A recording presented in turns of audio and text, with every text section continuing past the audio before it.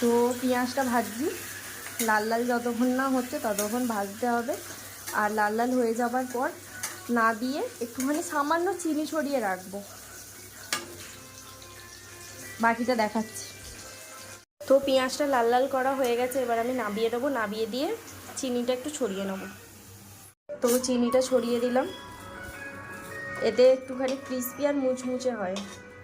এইভাবে বিরিয়ানি করে দেখবেন, অবশ্যই খুব ভালো লাগবে আপনাদেরও। সোনা কি করছো?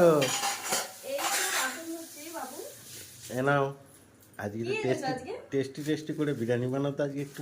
আচ্ছা ঠিক আছে, বানিয়ে নিচ্ছি তোমার জন্য টেস্টি টেস্টি বিরিয়ানি। ওয়েট করো, 2 ঘন্টা ওয়েট করো, এক্ষুনি বানিয়ে নিচ্ছি। ঠিক আছে তুমি বানাও। হ্যাঁ হ্যাঁ ঠিক আছে, মাংসটা ধুয়ে নি। ঠিক আছে, মাংসটা ধুয়ে এক্ষুনি বানিয়ে দিচ্ছি।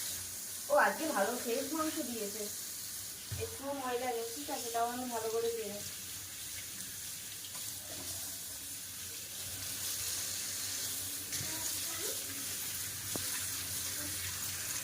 বাবা আজকে বিরিয়ানি খাবে তো? মাকে বলেছি বিরিয়ানি বানাতে, তুমি বলছিলে না 2 দিন ধরে বিরিয়ানি খাবো বিরিয়ানি খাবো।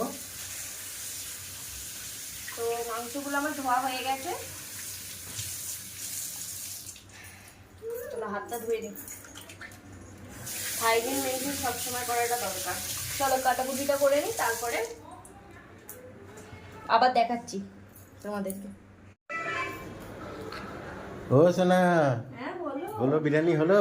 এই তো আলু সিদ্ধ হয়ে গেছে, পেঁয়াজ বেরেস্তা করা আর মাংস খাওয়ার জন্য একসাথে কেটে রেখেছি। ফুড কালার মাখিয়ে মাংসটা রেডি করে রেখেছি, এবার ভাজবো। ওইটা হচ্ছে কেওড়া জল, মিঠা আতর আর গোলাপ জল। আর চালটাকে আমি 1 ঘন্টা আগে ভিজিয়ে রেখেছি। আর এতে নুন দিয়ে কেওড়া মানে মিঠা দিয়ে মাখিয়ে রেখেছি আমি। আর আলুটা সিদ্ধ করা হয়ে গেছে, তেল গরম হয়ে গেছে। এত মশলা কি?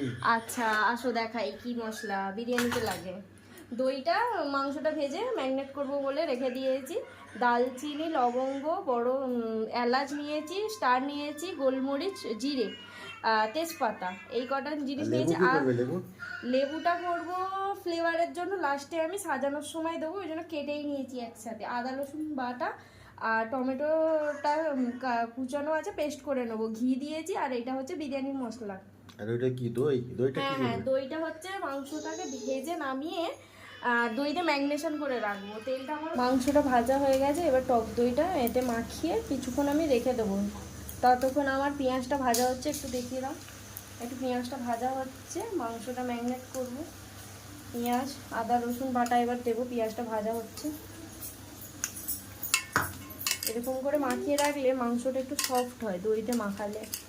আর বিরিয়ানিটা সাজাবো যখন একটুখানি দুধ দেবো, তো তখন বেশ ভালোই হবে খেতে। আমার মতন সিম্পলভাবে যদি বানাতে চাও দেখবে খুব সুন্দর হবে খেতে, সিম্পলভাবে আর খুব তাড়াতাড়িতে বিরিয়ানি বানিয়ে নিতে পারবে। ঠিক আছে, মাংস কষাটা হয়ে গেছে, দেখুন কেমন কালার এসছে, অবশ্যই কমেন্ট করে জানাবেন সবাই। আর এইদিকে ভাতটা রেডি করে নিয়েছি। তো বিরিয়ানিটা এবার আমি সাজিয়ে নিচ্ছি। প্রথমে একটুখানি ঘি দিয়ে দেবো, ঘি দিয়ে ভালো করে একটুখানি চালিয়ে নেবো। রেসিপিতে ভালো করে মাখিয়ে নিলাম।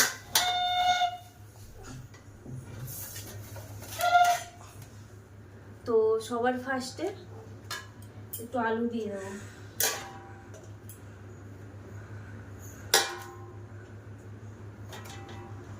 তারপর মাংসটা একটু দিয়ে দিচ্ছি।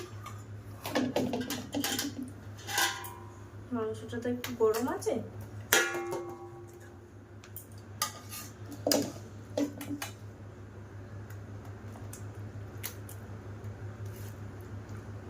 এইভাবে আপনারা যদি সাজান তবে দেখবেন আরো ভালো লাগছে। এই একটু একটু তেল রেখে রেখে মাংসটা করবেন, দেখবেন খুব ভালো টেস্ট হয়েছে।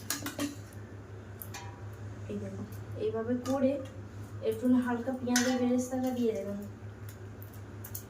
দেওয়ার পর রাইসটা দেবেন। রাইসটা দেখুন কি সুন্দর ঝরঝরে হয়েছে, এইভাবেই রাইসটা দেবেন। আর 80% সেদ্ধ করবেন রাইসটা, আর বাদ বাকিটা দমে সিদ্ধ হয়ে যাবে। আমার ভিডিও যদি ভালো লেগে থাকে লাইক কমেন্ট শেয়ার অবশ্যই করে দেবেন আপনারা। আর কে কোথা থেকে দেখছেন অবশ্যই কমেন্ট করে জানাবেন। আপনাদের বাড়ি কোথায় অবশ্যই কমেন্ট করে জানাবেন।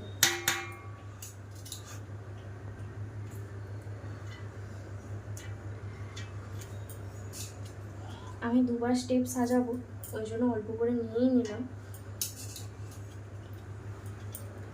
এবার বাকিটা ফোড়ন দেব। তো এবার পেঁয়াজের বেরেস্তাটা একটু দিয়ে দিচ্ছি, লাস্টে দেওয়ার জন্য রেখেছি। দুবার লেয়ার দিচ্ছি তো তাই জন্য হালকা একটু দিয়ে দিলাম। একটুখানি ক্যাবড়া জল, গোলাপ জল আর ফুড কালার আমি মিশিয়ে রেখেছি, একটু না দিলে কেমন একটা লাগে না, ওই জন্য হালকা একটু দিলাম। আপনারা চাইলে স্কিপ করতে পারেন। আমি একটু দুধটা দেব, একটু দুধটা দিলে টেস্টটা ভালো আছে।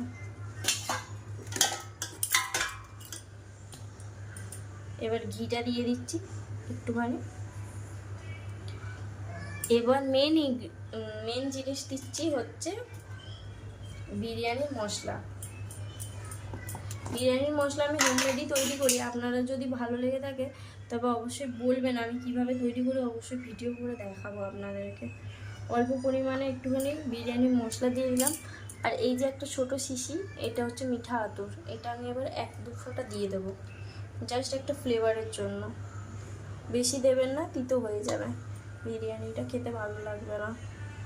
আর তার সাথে একটু ধনেপাতাও আমি দিয়েছি যাতে একটু স্মেলটা ভালো আসে।